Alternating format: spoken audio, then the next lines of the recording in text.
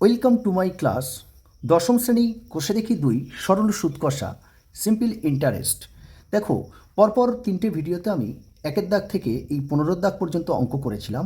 আজকের করাবো এই 16-এর দাগ থেকে। তো তোমরা যদি আগের ভিডিওগুলি না দেখে থাকো তাহলে ডেসক্রিপশন বক্সে লিঙ্ক দেওয়া আছে, ওখান থেকে দেখে নিতে পারো, অথবা উপরে আই বাটনে ক্লিক করে দেখে নিতে পারো। আর ভিডিওটি স্কিপ না করে শেষ পর্যন্ত খুব মন দিয়ে দেখতে থাকো। তাহলে দেখো, এই 16 দাগে অঙ্কে কী বলা আছে? আসলাম চাচা কর্মক্ষেত্র থেকে অবসর নেওয়ার সময় 1 লাখ টাকা পেলেন। ওই টাকার কিছুটা ব্যাংকে ও বাকিটা পোস্ট অফিসে জমা রাখেন এবং প্রতি বছর সুদ বাবদ মোট 5,400 টাকা পান। ব্যাংকের ও পোস্ট অফিসের বার্ষিক সরল সুদের হার যথাক্রমে 5% ও 6% হয়, তবে তিনি কোথায় কত টাকা জমা রেখেছিলেন হিসাব করে লিখি। দেখো, এখানে ব্যাংক আর পোস্ট অফিসের বার্ষিক সরল সুদের হার, কিন্তু ব্যাংকের বার্ষিক সরল সুদের হার 5% আর পোস্ট অফিসের সরল সুদের হার হচ্ছে 6%। তাহলে মোট কত টাকা? 1 লাখ টাকা। তাহলে আমাদের বের করতে হবে ব্যাংকে এবং পোস্ট অফিসে কোথায় কত টাকা জমা রেখেছিল, সেটাই আমাদের বের করতে হবে। এটা 16 দাগে অঙ্ক। দেখো, ব্যাংকে কত টাকা আর পোস্ট অফিসে কত টাকা জমা রেখেছিল সেটাই আমাদের বের করতে হবে। তো আমরা জানি না, তাহলে আমরা ধরে নেব। দেখো, যে ধরি আসলাম চাচা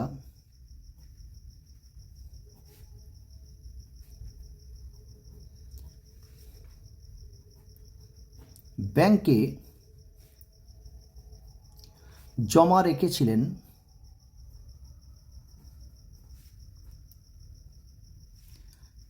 এক্স টাকা।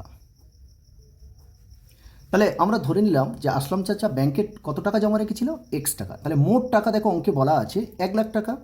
তাহলে পোস্ট অফিসে জমা রেখেছিলেন, পোস্ট অফিসে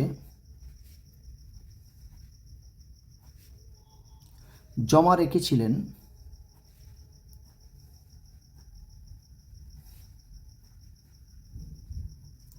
দেখো মোট টাকাটা হচ্ছে 1 লাখ টাকা। তাহলে তার মধ্যে যদি এক্স টাকা, দেখো এটা একটা চল আমরা ধরে নিয়েছি। যদি এটা কোনো সংখ্যা হতো তাহলে 1 লাখ থেকে সেটা বিয়োগ করে সমান যেটা হতো সেটাই পোস্ট অফিসে রেখেছিল, কিন্তু এখানে আমরা চলরাশি ধরে নিয়েছি। তাহলে 1 লাখ টাকা যদি মোট টাকা হয়, তাহলে কত টাকা পোস্ট অফিসে জমা রেখেছিলেন? যে টাকাটা ব্যাংকে রেখেছে সেই টাকাটা মোট টাকা থেকে আমরা যদি বিয়োগ করে দিই, তাহলে পোস্ট অফিসে কত টাকা রেখেছে সেটাই আমরা পেয়ে যাব। তাহলে মাইনাস এক্স টাকা। এবার আমাদের দেখো, ওখানে ব্যাংকের আর পোস্ট অফিসের বার্ষিক সরল সুদের হার কিন্তু অঙ্কে বলা আছে। তো আমরা কত টাকা সুদ পাচ্ছে সেটাই আমরা বের করব। দেখো, তাহলে আমরা আসল টাকা ব্যাংকের, দেখো ব্যাংকের ক্ষেত্রে আমরা এটা লিখে নেব। ব্যাংকের ক্ষেত্রে আসল পি সমান এক্স টাকা, কারণ যেটা আমরা ধরে নিয়েছি, ঠিক আছে। আর বার্ষিক সুদের হার, বার্ষিক সরল সুদের হার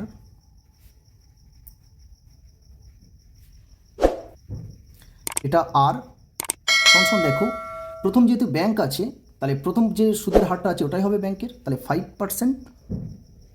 আর সময়, সময় এই টি সমান সমান, দেখো ওখানে অঙ্কে পরিষ্কার বলা আছে, দেখো প্রতি বছর সুদ বাবদ। তাহলে প্রতি বছর সুদ বাবদ মোট 5,400 টাকা। তাহলে প্রতি বছর, প্রতি বছর মানে 1 বছর বোঝায়, তাহলে এটা 1 বছর। তাহলে আমাদের এই 5% হারে এক্স টাকার 1 বছরের সুদটা কত হবে সেটাই আমরা বের করব। দেখো,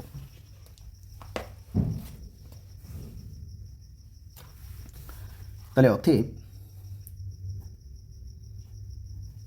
মোট সুদ, এটাই হচ্ছে ইন্টারেস্ট। তো আমরা কি জানি সূত্রটা, যে PRT বাই 100।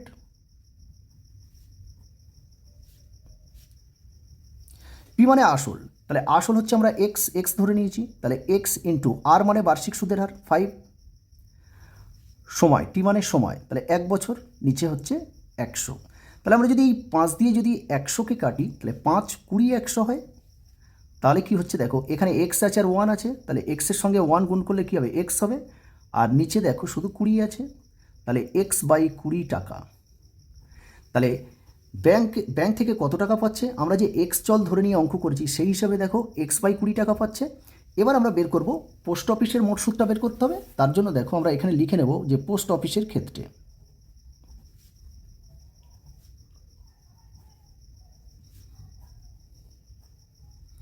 তাহলে পোস্ট অফিসের ক্ষেত্রে আসল কি হবে? আসল পি সমান, দেখো আমরা পোস্ট অফিসের ক্ষেত্রে আসলটা আমরা এখানে বের করে রেখেছি, একটু দেখে নাও। দেখো পোস্ট অফিসে জমা রেখেছিল কত, যে টাকাটা জমা রেখেছিল সেটাই হবে আসল। দেখো 1,00,000 থেকে এক্স বিয়োগ করা আছে, এটাই হচ্ছে আসল টাকা। দেখো 1,00,000, তোমরা শূন্যটা গুনে গুনে বসাবে, ঠিক আছে? 1,00,000-এ কটা শূন্য হয়? 5টা শূন্য হয়, মাইনাস এক্স। তাহলে বার্ষিক সরল সুদের হার, বার্ষিক সরল সুদের হার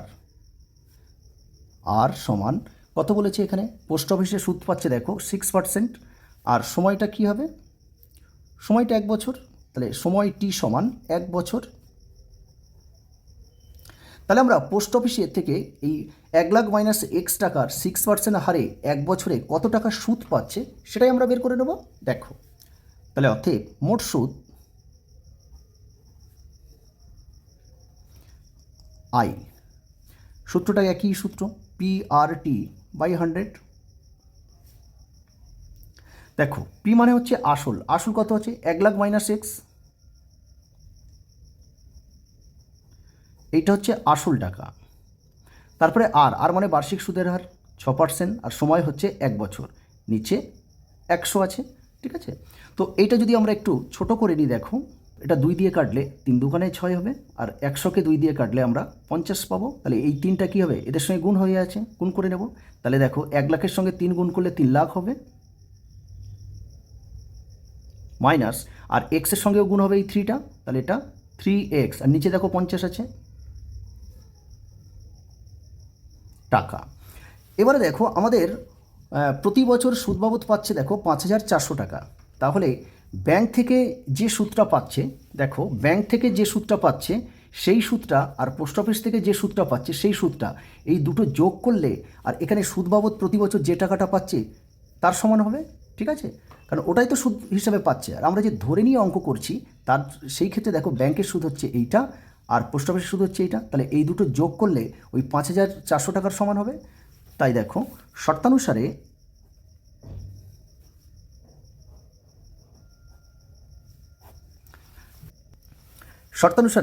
তাহলে দেখো ব্যাংক থেকে কত টাকা সুদ পাচ্ছে, দেখো এখানে আমরা বের করে রেখেছি, ব্যাংক থেকে পাচ্ছে x/20 টাকা। দেখো x/20 প্লাস, আর পোস্ট অফিস থেকে মোট সুদ কত পাচ্ছে? এইটা পাচ্ছে, তাহলে 3,00,000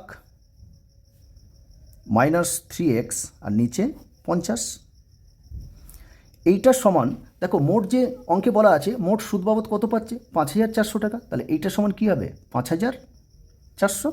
তো এই সমাধানটা আমাদের করতে হবে। দেখো প্রথমে দেখো আমরা এই লসাগু, এই যে ভগ্নাংশের যোগটা আছে এই যোগটা আমরা করে নেব, এটা যেমন আছে থাক। দেখো 50 আর 20 লসাগু কত এখানে আমরা বের করে নেব। দেখো 2 দিলে এটা 25 আর এটা 10, 5 দিলে 5 5 25, 5 দুগুণে 10, আর হবে না। তাহলে দেখো 5 দুগুণে 10, 5 10 50, 50 দুগুণে 100, তাহলে 100 লসাগু হবে। তাহলে এই 20 দিয়ে 100কে ভাগ করলে তাহলে 5 20 100, 5টা এক্সের সঙ্গে গুণ হলে 5x প্লাস। এবার দেখো 50 দিয়ে 100কে ভাগ করলে 50 2 100 হবে, সেই 2টা এদের সঙ্গে গুণ হবে, তো আমি একেবারে ডাইরেক্ট গুণ করে এখানে বসাবো। তাহলে 2টা প্রথম 3,00,000-এর সঙ্গে গুণ হবে, 3,00,000-এর সঙ্গে গুণ হলে কী হবে? 3 দুগুণে 6,00,000 মাইনাস, আর এর সঙ্গে গুণ হলে 3 দুগুণে 6x। এবার দেখো এখানে আছে 6,00,000 আর এখানে 6টা এক্স আছে মাইনাসে, এখানে 5টা এক্স আছে প্লাসে, তাহলে 6টা এক্স থেকে 5টা এক্স বাদ দিলে একটা এক্স হবে, কিন্তু দেখো এরা বড় সংখ্যার আগে মাইনাস আছে, তাহলে মাইনাস এক্স। আর এটা আমরা কী করবো? বর্জ্যগুণন করে দেবো, এই 100টা এর সঙ্গে গুণ হয়ে যাবে। দেখো তাহলে 5,400 আর এই 100 গুণ করলে কী হবে? এখানে আরও দুটো শূন্য বেড়ে যাবে।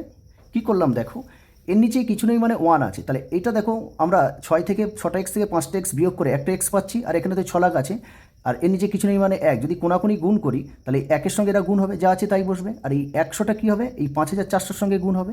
তাহলে 5,400-র সঙ্গে যদি আমরা 100 গুণ করি তাহলে কী হবে? এর পাশে আরও দুটো শূন্য বেড়ে যাবে, দেখো 5,40,000 হয়ে গেছে।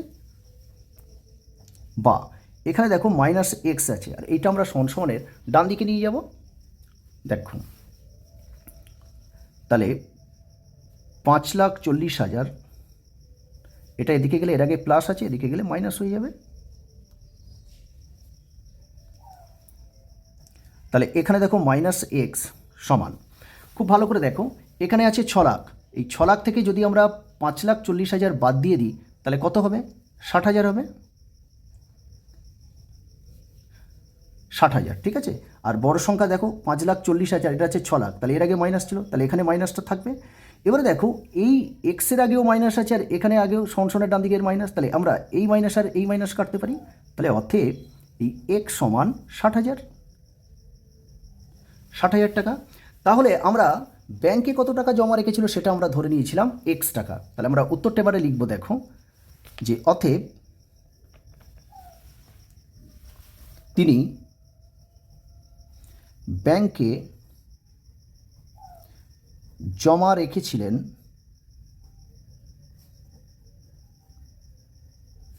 সমান 60,000 টাকা। তিনি পোস্ট অফিসে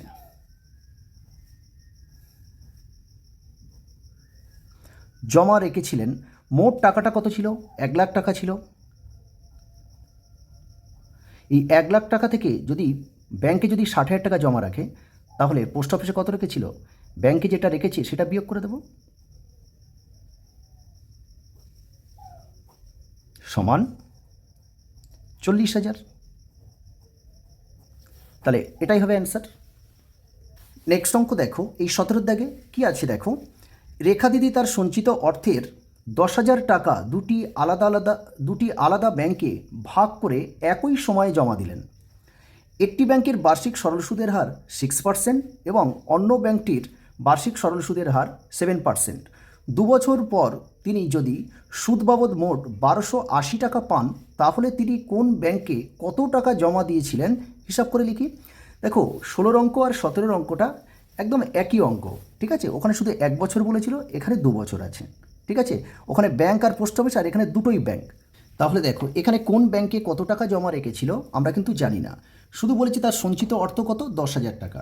তাহলে আমরা লিখে নেব যে প্রথম ব্যাংকে, দেখো প্রথম ব্যাংক আর দ্বিতীয় ব্যাংক করে লিখব, ঠিক আছে। প্রথম ধরি, প্রথম ব্যাংকে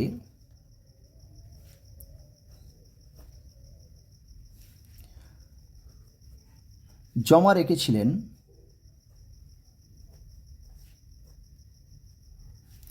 সমান এক্স টাকা ধরে নিলাম। তাহলে অতএব দ্বিতীয় ব্যাংকে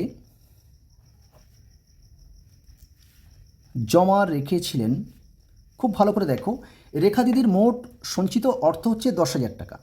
তাহলে প্রথম ব্যাংকে যদি এক্স টাকা জমা রাখে, তাহলে দ্বিতীয় ব্যাংকে কত টাকা রেখেছিল? কারণ দেখো এটা আমরা একটা চল রাশি ধরে নিয়েছি, ঠিক আছে। এটা যদি কোনো সংখ্যা হতো যে 5,000 টাকা, তাহলে আমরা দ্বিতীয় ব্যাংকে জমা রেখেছিল মোট যে টাকাটা আছে 10,000, সেই 10,000 থেকে 5,000 বিয়োগ করে দিতাম। কিন্তু এখানে আমরা তো জানি না, আমরা ধরে নিয়েছি এক্স। তাহলে কি করতে হবে? দ্বিতীয় ব্যাংকে জমা রেখেছিল মোট যে টাকা অর্থাৎ 10,000 টাকা, ওই 10,000 থেকে এক্স বিয়োগ করতে হবে।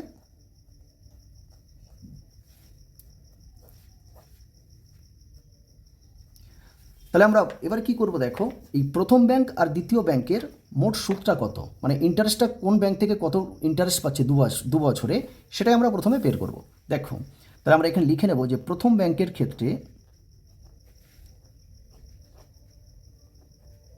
প্রথম ব্যাংকের ক্ষেত্রে তাহলে আসল কি হবে? আসল পি সমান এক্স টাকা হবে, কারণ এক্স টাকা ধরে নিয়েছি। বার্ষিক সরল সুদের হার, সরল সুদের হার এই আর সমান, দেখো প্রথম ব্যাংকে 6% বলেছে প্রথমটা, আর সময় টি সমান 2 বছর বলেছে, অঙ্কে বলা আছে দেখো 2 বছর। তাহলে আমাদের বের করতে হবে অতএব মোট সুদ, মানে আয়ের মানটা বের করতে হবে, ইন্টারেস্ট।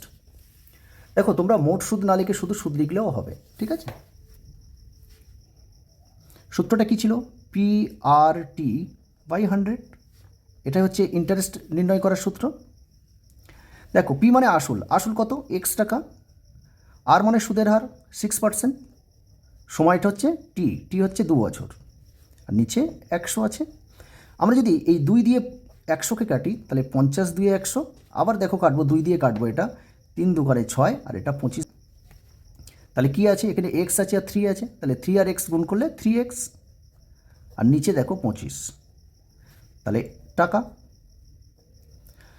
এটা আমরা প্রথম ব্যাংকের দেখো মোট সুদটা কত, 2 বছরের সুদ পাচ্ছে দেখো 3x/25 টাকা। ঠিক একই প্রসেসে এই দ্বিতীয় ব্যাংকের মোট সুদটা কত হচ্ছে 2 বছরে, সেটাই আমরা বের করে নেব। দেখো তাহলে দ্বিতীয় ব্যাংকের ক্ষেত্রে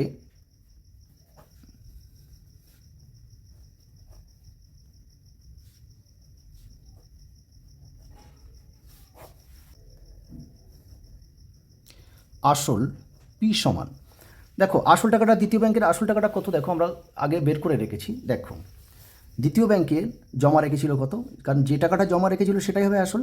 দেখো 10,000 মাইনাস x টাকা,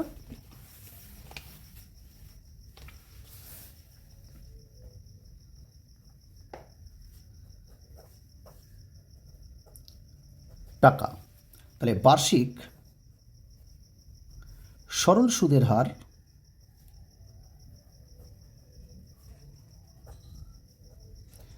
আর সমান, দেখো দ্বিতীয় ব্যাংকে, অন্য ব্যাংকটা আমরা দ্বিতীয় ব্যাংক ধরেছি, ঠিক আছে, তাহলে 7%, আর সময়টা কি হবে তাহলে, সময় টি, কারণ 2 বছরের জন্য জমা রেখেছিল। তাহলে আমরা মোট সুদটা বের করব, মানে আয়ের মানটা বের করব। দেখো এরও তাই সূত্রটা কি, PRT/100। দেখো তোমরা সূত্রটা, আমরা এখানে এই সূত্রটার জন্য এক লাইন বেড়ে যাচ্ছে, তোমরা সূত্রটা না লিখে ডাইরেক্ট মান বসিয়ে দিয়ে কাটাকাটি করলে কিন্তু উত্তর বেরোবে, ঠিক আছে, এভাবেও করতে পারো। দেখো তাহলে আসল টাকাটা কত, দেখো 10,000 মাইনাস x ইন্টু আর, আর মানে বার্ষিক সুদের হার 7%, তারপর আছে টি, টি মানে সময়, সময়টা দেখো 2 বছর, আর নিচে 100 আছে। তাহলে আমরা এই 2 দিয়ে যদি 100কে কাটি তাহলে 50 2 100 হবে, আর এখানে দেখো 7 আছে, 7টা কি এই 10,000 মাইনাস এক্সের সঙ্গে গুণ হয়ে আছে, তাহলে এই গুণটা আমরা এখানে করে নেব। দেখো তাহলে 10,000-এর সঙ্গে 7 গুণ করলে কি হবে, 7 10 70,000 হবে, মাইনাস এই এক্সের সঙ্গে 7টা গুণ করলে 7x, আর নিচে 50 টাকা। তাহলে দেখো আমরা প্রথম ব্যাংক থেকে সুদটা পাচ্ছিলাম কত, দেখো প্রথম ব্যাংক থেকে সুদ পেয়েছি 3x/25, আর দ্বিতীয় ব্যাংক থেকে দেখো সুদটা পাওয়া যাচ্ছে 70,000 মাইনাস 7x/50। তাহলে এবারে আমরা শর্তানুসারে দেখো এক্সের মানটা বের করতে হবে। শর্তানুসারে তোমরা প্রশ্নানুসারেও লিখতে পারো। তাহলে প্রথম ব্যাংক থেকে পাচ্ছে কত 3x/25 টাকা, প্লাস আর দ্বিতীয় ব্যাংক থেকে এইটা পাচ্ছে 70,000 মাইনাস 7x, নিচে 50। তাহলে এই দুটো ব্যাংক থেকে 2 বছরে মোট সুদ পাচ্ছে এইটা, কিন্তু বইতে বলা আছে দেখো প্রতি 2 বছর পর তিনি সুদ হিসেবে সুদ বাবদ পাচ্ছে কত 1280 টাকা।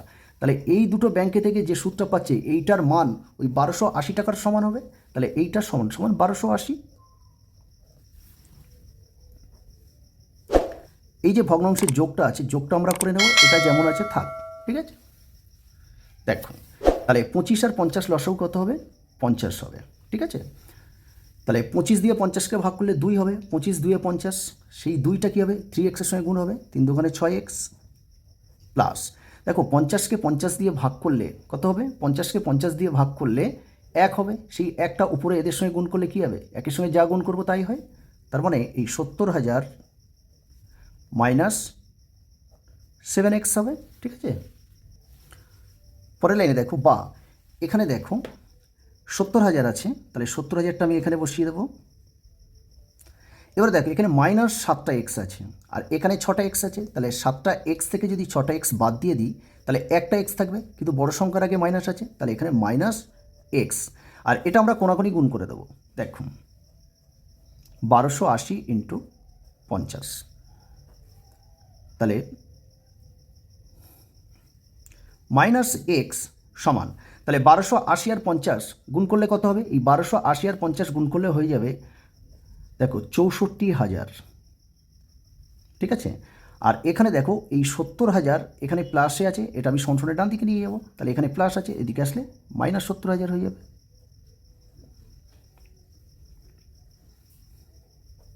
তাহলে -x সমান দেখো 70,000 থেকে যদি 64,000 বিয়োগ করো তাহলে কত হবে? 6,000, কিন্তু বড় সংখ্যার আগে মাইনাস, তাহলে -6,000।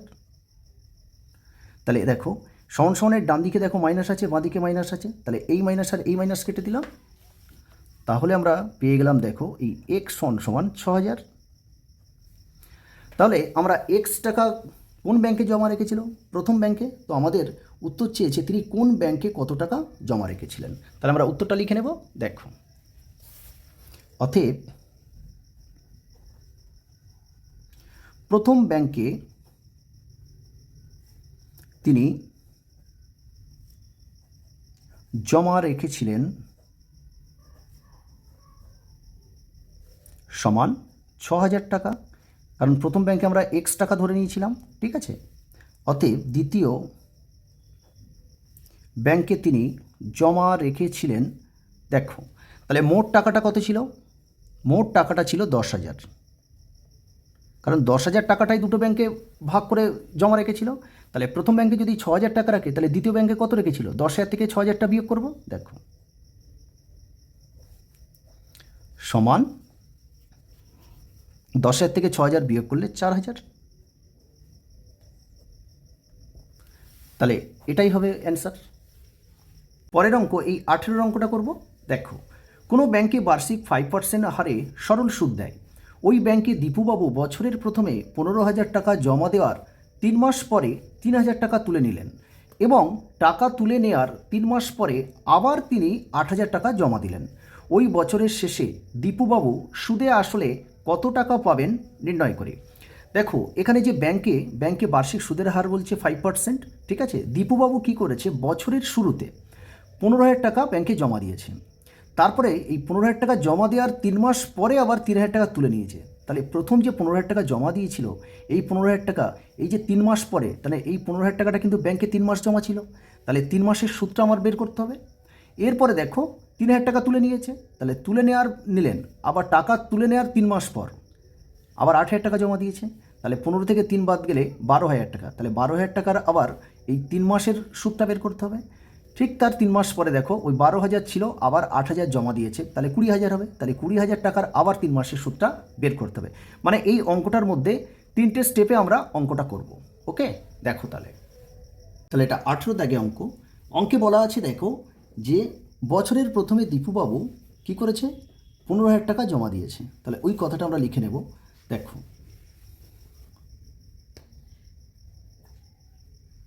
প্রথমে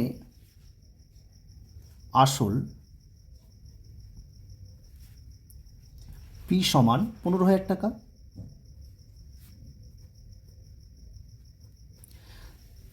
দেখো তাহলে বার্ষিক সরল সুদের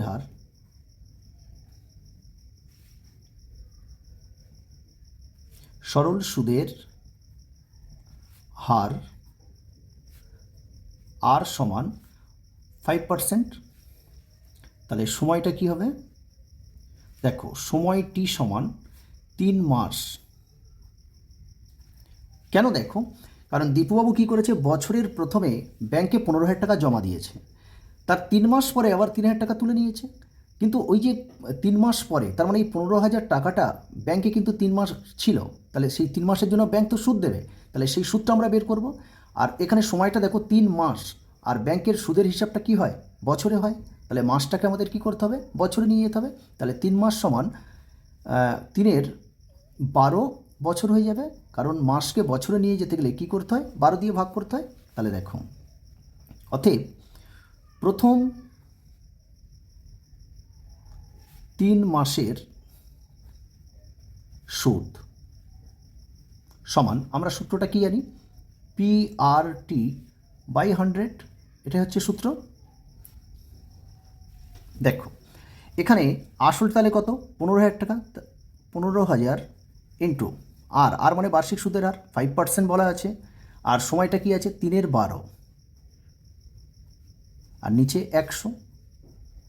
দেখো উপরে দুটো শূন্য কাটলাম আর নিচে দুটো শূন্য কেটে দিলাম, তাহলে একটু সাজিয়ে নেব। দেখো 150 ইন্টু 5 ইন্টু 3 12। তো আমরা যদি এখানে দেখো এই 3 দিয়ে 12কে কাটি, তাহলে 3 4 12, ঠিক আছে। এবার দেখো এই 2 দিয়ে কাটলাম, 2 2 4, আর 150কে 2 দিয়ে কাটলে কি হবে 75। তারপরে দেখো এই 75 আর 5 গুণ করলে 375, আর নিচে আসবে 2। আর যেহেতু দেখো উপরে বড় 375কে তাহলে 2 দিয়ে ভাগ করে নেব। তো 375কে 2 দিয়ে ভাগ করলে 187.50 টাকা। তাহলে আমরা কি বের করলাম, দেখো যে প্রথম 3 মাস যে 15,000 টাকা 3 মাস ছিল ব্যাংকে, তার জন্য ব্যাংক সেই 3 মাসের সুদ দিয়েছে কত 187.50 টাকা। আবার অঙ্কে বলা আছে দেখো 3 মাস পরে দীপুবাবু কি করেছে 3,000 টাকা তুলে নিয়েছে। তাহলে এই কথাটা আমরা লিখে নেব। দেখো 3 মাস পর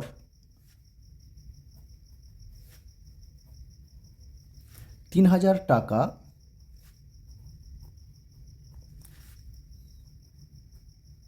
তুলে নিলেন। তাহলে 3 মাস পরে যদি 3,000 টাকা তুলে নেয়, তাহলে 15,000 টাকা ব্যাংকে ছিল। তাহলে 3 মাসের জন্য দেখো, তাহলে আমরা লিখব যে পরের 3 মাসের জন্য আসল টাকাটা কত হবে, আসল পি। দেখো ছিল কত 15,000 টাকা ছিল, প্রথমে জমা দিয়েছিল, 3 মাস পরে 3,000 টাকা তুলে নিচ্ছে, তাহলে 3,000 টাকা বিয়োগ করতে হবে। তাহলে 15,000 টাকা থেকে 3,000 টাকা বিয়োগ করলে 12,000 টাকা। তাহলে এখন ব্যাংকে দেখো 12,000 টাকা আছে, তার 3 মাস পরে আবার 8,000 টাকা জমা দিয়েছে। তাহলে এই 12,000 টাকাটা কিন্তু 3 মাস ব্যাংক কিন্তু এই 12,000 টাকার জন্য 3 মাসের জন্য সুদ দেবে, ঠিক আছে। তাহলে আমরা লিখে নেব, দেখো যে পরের 3 মাসের সুদ আই, সূত্রটা কি আছে PRT/100। কেন, দেখো আমরা যেহেতু এখানে 3 মাসের সুদ বের করছি, আমরা 3 মাস সমান 3 12 বছর আমরা লিখে রেখেছি, আর বার্ষিক সুদের হার তো 5% বলাই আছে, ঠিক আছে। দেখো পি মানে আসল, আসল এখন দেখো এই পরের 3 মাসের জন্য আসলটা কত 12,000, তাহলে এখানে 12,000 লিখে নেব আসলের জায়গায়। আর মানে সুদের হার 5%, আর টি মানে সময়, দেখো 3 মাস, 3 মাস মানে কি 3 12 বছর হবে। আর নিচে কি ছিল, দেখো নিচে ছিল 100। এখন দেখো উপরে দুটো শূন্য আর নিচে দুটো শূন্য কেটে দিলাম, তাহলে এখানে 120 আছে। তাহলে একটু ভালো করে আমরা লিখে নেব সাজিয়ে। দেখো আমরা যদি এই 12 দিয়ে এই 12কে কাটি, তাহলে 12 একে 12, আর এই শূন্য কেটেই বসিয়ে দিলাম। তাহলে কি আছে দেখো 10 আছে, 5 আছে, আর 3 আছে। তাহলে 5 10 50, আর 3 50, 150। তাহলে ব্যাংক এই 12,000 টাকার জন্য পরের 3 মাসের জন্য এই 12,000 টাকার পরের 3 মাসের জন্য সুদ দিচ্ছে কত 150 টাকা। এরপরে কি আছে দেখো অঙ্কে বলা আছে তার এই টাকা তুলে নেওয়ার 3 মাস পরে আবার 8,000 টাকা জমা দিয়েছে। তাহলে ওই কথাটা লিখে নেব, দেখো যে টাকা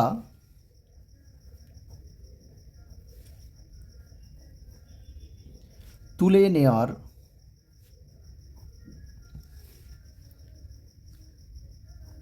3 মাস পর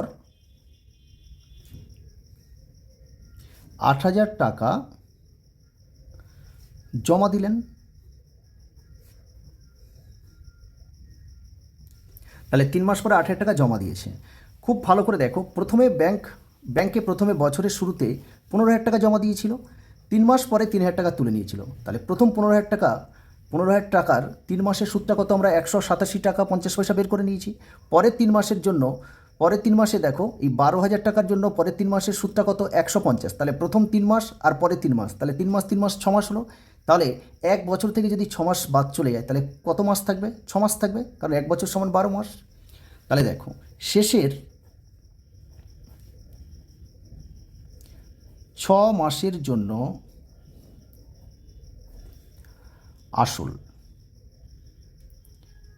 পি সমান, দেখো ব্যাংকে লাস্ট কত টাকা ছিল 12,000 টাকা। তারপরে আবার 8,000 টাকা জমা দিচ্ছে, তাহলে 12 সঙ্গে 8,000 যোগ হবে, তাহলে এটা হয়ে যাবে দেখো 20,000। 20,000 টাকা, ঠিক আছে। আর 6 মাস আমরা এটা সময়টা আমরা এখানে বের করে নেব। 6 মাস, এই টি সমান সমান সময় টি সমান সমান 6 মাস, তাহলে 6 মাসটা বছরে নিয়ে গেলে কী হবে, 12 দিয়ে ভাগ করে নিতে হবে। তাহলে লিখবো দেখো শেষের 6 মাসের সুদ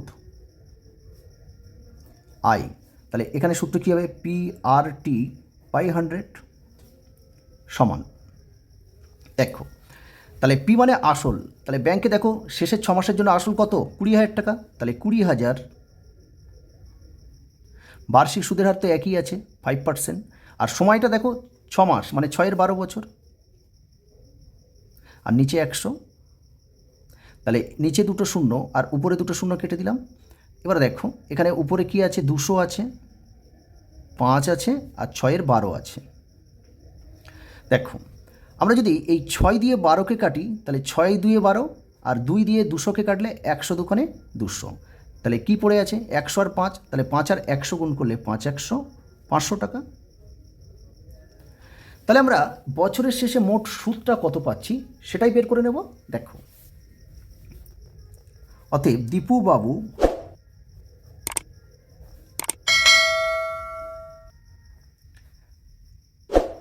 বছরের শেষে মোট সুদ পায়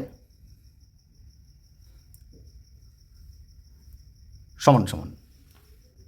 দেখো আমরা প্রথম 3 মাসের জন্য সুদটা আমরা বের করে রেখেছি, দেখো এই 187.50 টাকা, তারপরে 3 মাসের জন্য আমরা সুদ বের করে রেখেছি 150 টাকা, আর লাস্ট 6 মাসের জন্য আমরা সুদ বের করে রেখেছি দেখো 500 টাকা।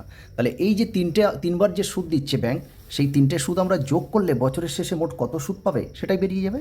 দেখো তাহলে 187.50 যোগ 150 আর 500, তাহলে দেখো 187.50 150 আর 500 যোগ করলে হবে দেখো 837.50 টাকা। তাহলে দীপুবাবু বছরের শেষে মোট সুদ পাচ্ছে কিন্তু 837.50 টাকা। কিন্তু আমাদের উত্তর কিন্তু মোট সুদ কত বলেনি, আমাদের বইতে দেখো অঙ্কে উত্তর চেয়েছে দীপুবাবু বছরের শেষে সুদে আসলে কত পাবে সেটাই বের করতে হবে। দেখো তাহলে আমরা লিখে নেব যে অতএব দীপুবাবু বছরের শেষে সুদে আসলে